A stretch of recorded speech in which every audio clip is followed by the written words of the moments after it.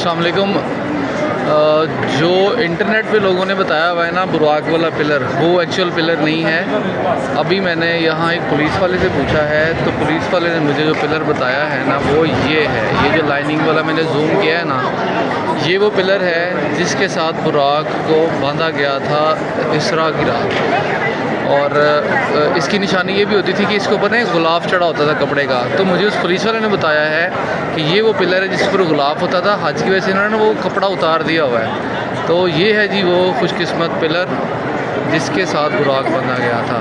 ठीक हो गया है। और फ़िलहाल इसकी बाकियों से थोड़ी सी तब्दीली है कि इसके ऊपर जो पत्थर है वो लाइनिंग वाला है। और पुलिस वाले की भी मेहरबानी, इसने एग्जैक्ट इस पिलर को पॉइंट आउट किया है कि ये है वो पिलर जो कि शब इसरा बुराक के लिए इस्तेमाल हुआ था। अस्सलाम वालेकुम।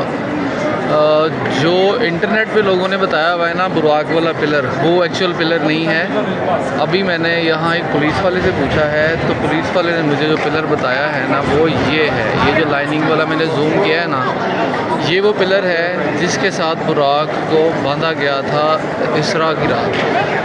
और इसकी निशानी ये भी होती थी कि इसके ऊपर ना एक गुलाफ चढ़ा होता था कपड़े का। तो मुझे उस पुलिस वाले ने बताया है कि ये वो पिलर है जिस पर गुलाफ होता था। हज की वजह से इन्होंने वो कपड़ा उतार दिया हुआ है। तो ये है जी वो खुशकिस्मत पिलर जिसके साथ बुराक बंधा गया था।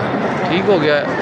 और फ़िलहाल इसकी बाकियों से थोड़ी सी तब्दीली है कि इसके ऊपर जो पत्थर है वो लाइनिंग वाला है। और पुलिस वाले की भी मेहरबानी, इसने एग्जैक्ट इस पिलर को पॉइंट आउट किया है कि ये है वो पिलर जो कि शब इसरा बुराक के लिए इस्तेमाल हुआ था।